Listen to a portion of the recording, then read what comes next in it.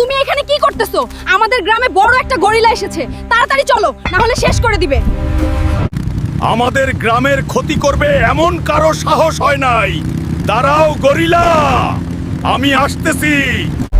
কিরে গেরিলা, তুই আমাদের গ্রামে কি করিস? বেশি করলে তোকে একদম শেষ করে দেব। চলে যা। দেখো হাল্ক, আমি তোমাদের কিছু করব না। একটা ড্রাগন আমার বাচ্চাটাকে তুলে তার গুহায় নিয়ে গেছে।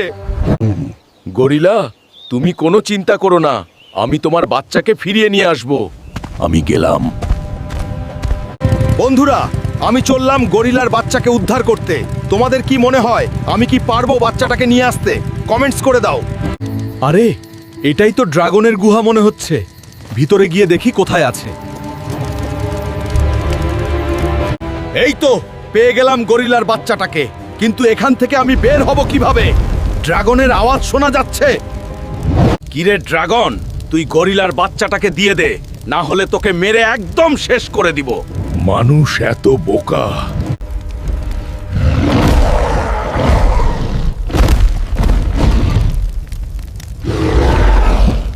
সেনাপতি, তোমরা কে কোথায় আছো?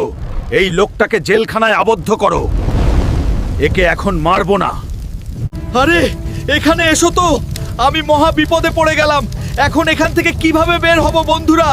হেল্প করো আমাকে। হাল্ক বেস ড্রাগন পর্ব 2 দেখতে চাইলে ভিডিওতে লাইক করে চ্যানেলটা সাবস্ক্রাইব আর পেজটা ফলো করে দাও।